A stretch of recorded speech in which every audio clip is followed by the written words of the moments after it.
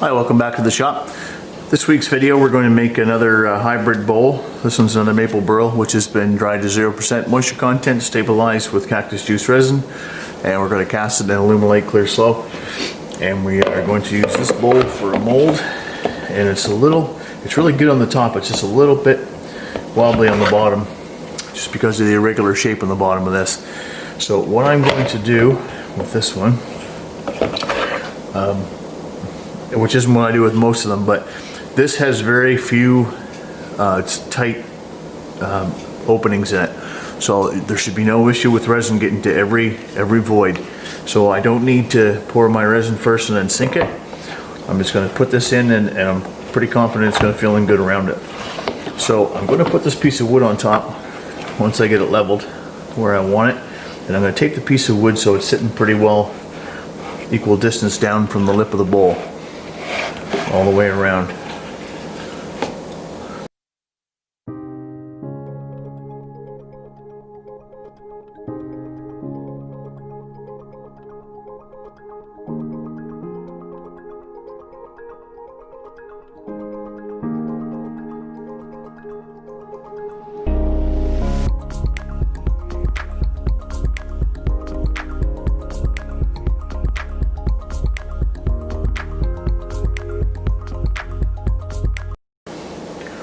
Okay, I'm going to set this aside and mix up some resin.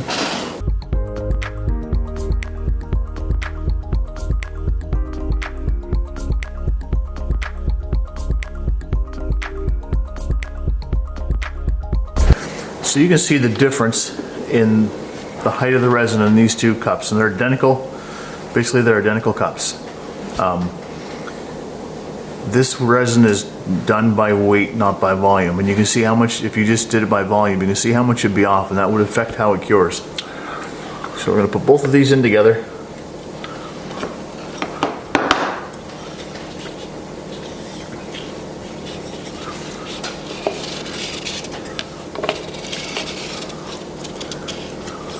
And again, when you're doing this, you want to make sure you have everything right in front of you so that you don't have to run around and look for it.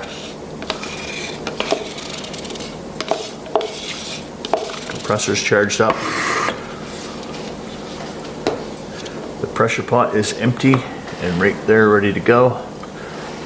And check your time so that you make sure you have enough time. I always mix more than I need on these types of pours because it's so irregular. You can't really use rice to measure it because of the shape of that burl.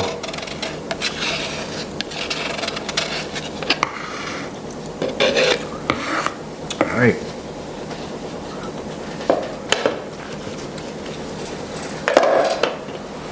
Mix this up.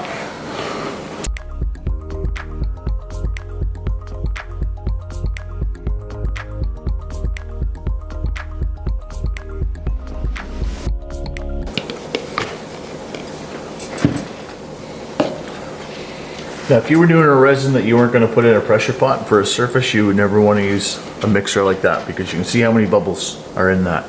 But because it's going in a pressure pot, that is completely irrelevant now.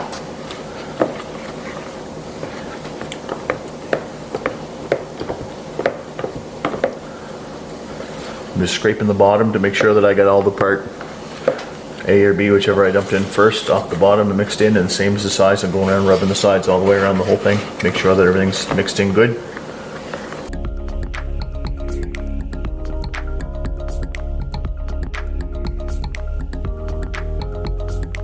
So I've already treated the main mold with mold release.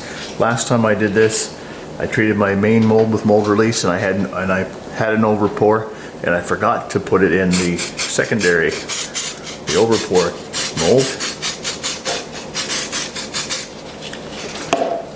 I had to cut it out. So now I've got that taken care of. All right. This one is going to be very similar to another one that I did in a different video with a vase with some maple burl in it. The person requesting this one asked for that color, so that's what we're going to do again. So it's just green dye.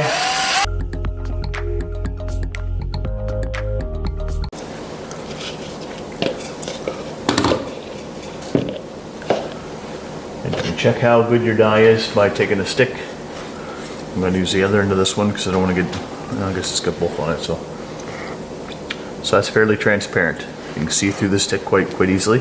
So I'm going to put a little bit more green in it.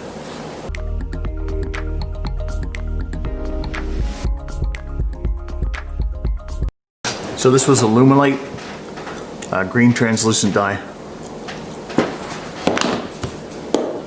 I'm going to use spruce green, caster's choice, forest green, caster's choice, and for a little accent, some black pearl.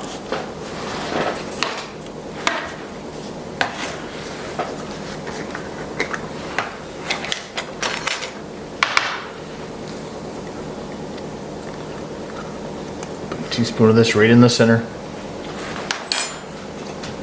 That way I can push it right down in with the paddles, right into the dye.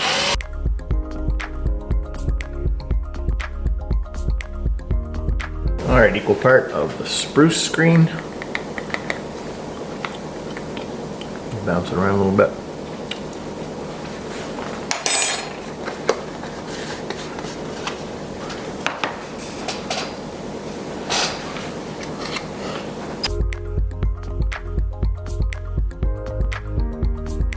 So when you blend them like that, you would think that you wouldn't be able to tell one from the other because they're all mixed together. But when you swirl it, you can see the different colors. And that's the look I like.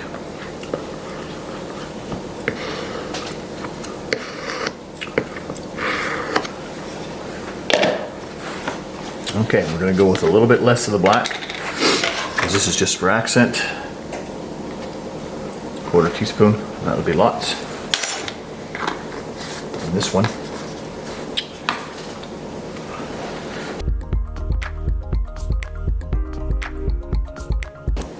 You can see the black swirl in that now too.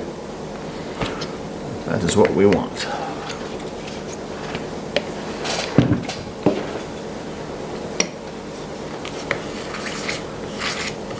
This powder down off the edges.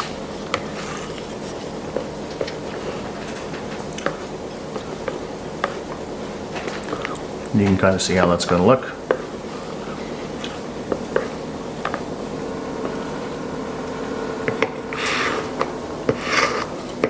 It's much easier to make that happen when you have an open top form that you're a mold that you're pouring into that you can swirl it. And I don't have that in this, and that's why I mixed all three at one time because I don't want to get too much black in one place and none in another.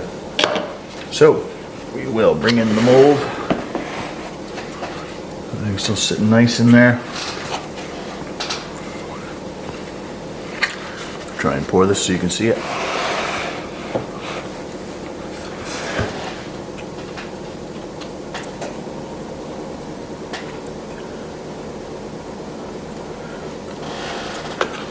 And I pour it in from different angles. Although I could fill it all from one side, I like to pour it in from, then you're sure every little piece gets filled. And it gives it more swirl.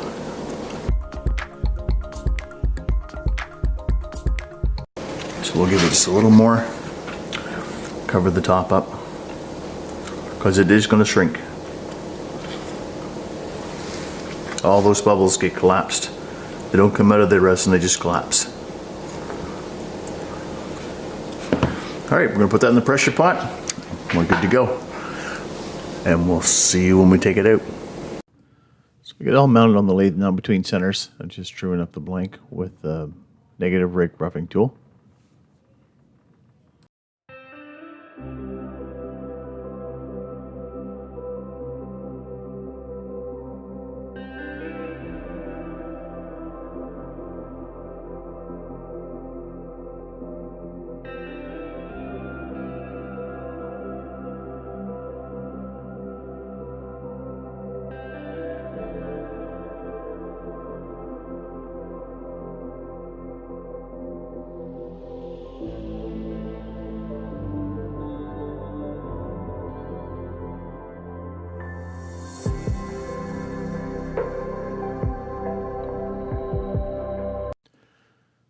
I made a tenon on the bottom of the bowl here. Now I'm just putting the dovetail angle on that fits at my 4-jaw chuck so that I can reverse it and mount it from the headstock end.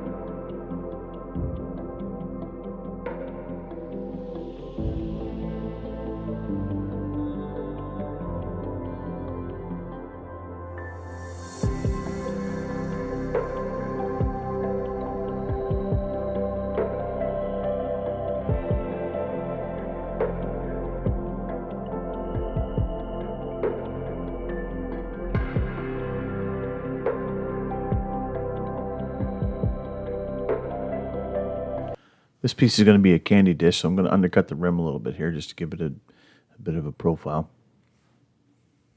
Just using a negative rake, easy wood hollowing tool for this.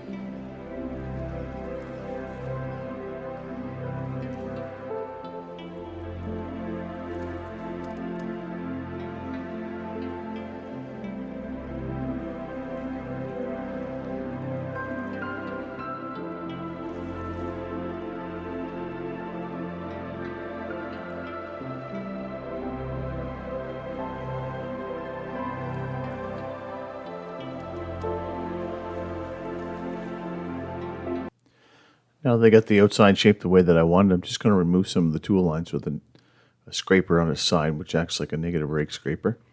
And this just saves a lot of sanding.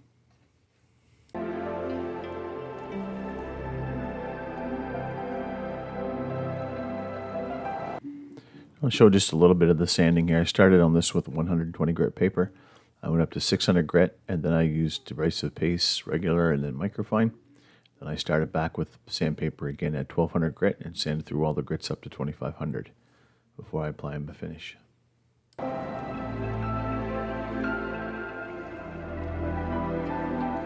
Here's a quick look at the outside finish. Now we're going to get turned around and start hauling at the inside. Where I have lots of material to take away, I'm going to start it with the traditional bowl gouge, which is a lot quicker than the carbide tool.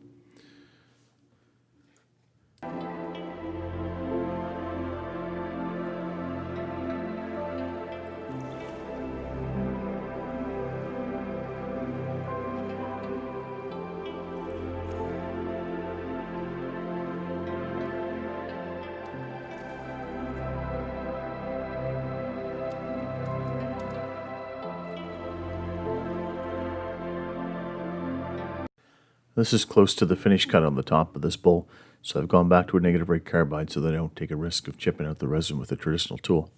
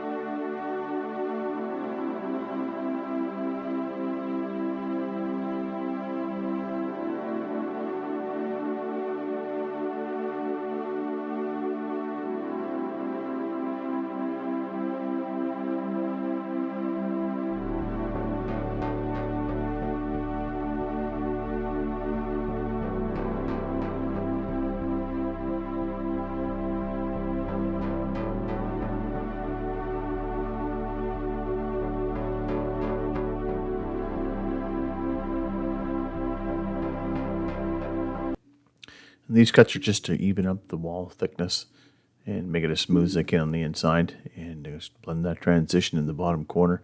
There's a bark inclusion right where the chisel is here now, and I was trying to get as much of that out as I could and still leave myself the same thickness bottom as I have on the walls, or close to that.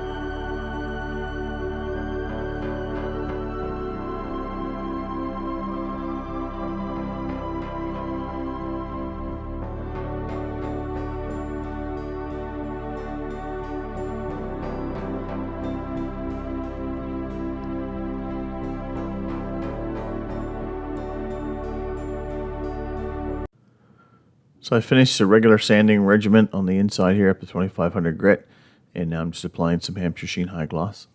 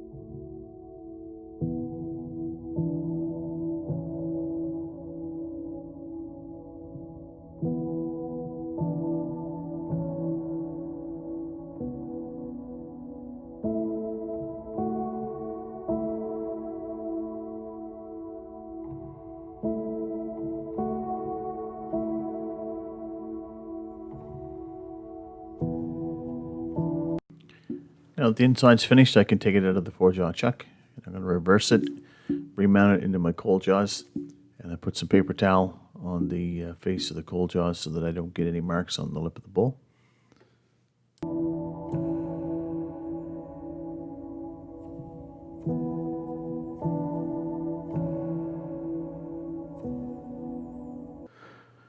Now I'm just turning off the tenon on the bottom, and I'll put a concave base on it so that it'll sit nice and flat. I've got the tailstock up just for a little added security.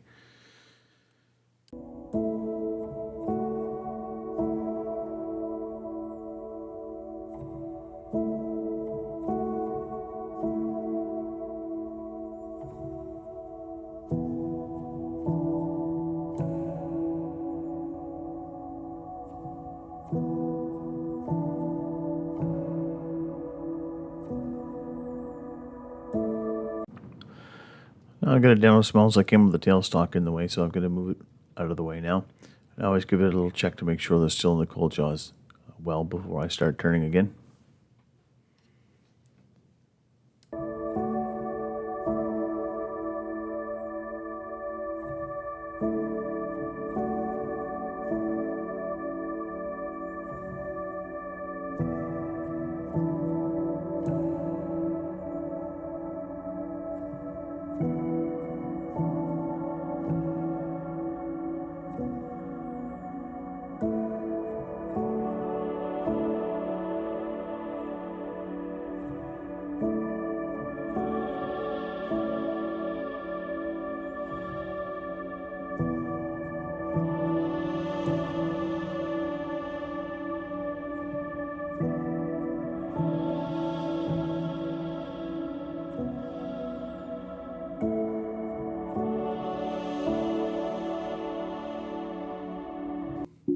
I get the bottom all sanded up to 2500 grit, and I buffed it once with triple E compound, and now I'm just doing the second step of the white diamond.